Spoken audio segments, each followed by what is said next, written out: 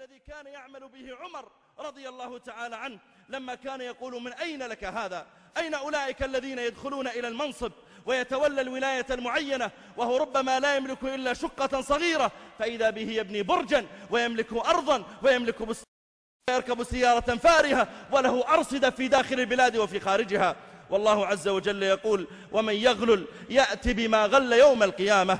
إنني من هذا المكان أنادي أعظم مسؤول في هذا البلد، أنادي خادم الحرمين حفظه الله، وأنادي نائبه الأمير سلطان والنائب الثاني إلى أن يشددوا، فإننا نرى تلاعبا في كثير من المال. ووالله ما حصل في جدة من هذه الأمطار التي هلك فيها أطفال صغار وسار السيل بجثث وبسيارات وبأموال عامة للناس إلا نتيجة لما يقع من تفريط في بناء البيوت، وما يقع من التخطيط، وما يقع من بيع أراضي هي أصلا لا تباع ولا يسمح ببيعها، وما يقع زد على ذلك من سوء تنظيم لما يتعلق بالسفلتة بالشوارع، وشوارع تنهدم بسبب هذه الأمطار، وحفر عظيمة ما يكاد المطر ينزل لمدة ساعتين أو 3 إلا أحدث في الإسفلت نفسه الصلب، إلا أحدث فجوة عظيمة تسقط فيها السيارات.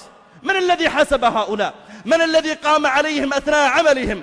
أين الشركات التي تولت هذا العمل، التي أخذته من الدولة بمئات الملايين ثم جعل يتنقل في الباطن إلى شركات أخرى حتى قلت المواصفات؟ أين المراقبة على أمثال هؤلاء؟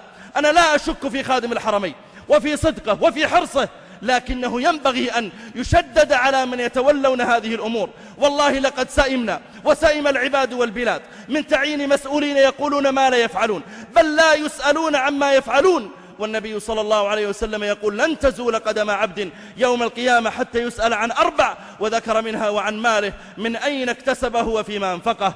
المطر جعله الله تعالى رحمة للعباد، لكنه يتحول عندنا إلى عذاب يموت فيه الطفل الصغير ويتيتم فيه من أبيه ومن أمه، وتكون فيه المرأة أرملة، وينهدم فيه البيت.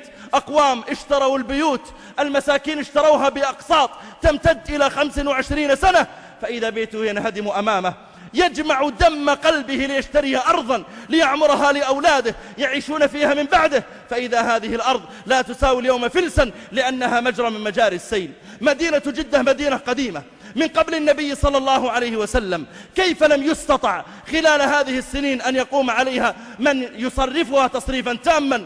مليارات صرفت منذ أن وقعت كارثة جدة في العام الماضي، مليارات تلو المليارات من المال العام من بيت مال المسلمين. أين ذهبت هذه المليارات؟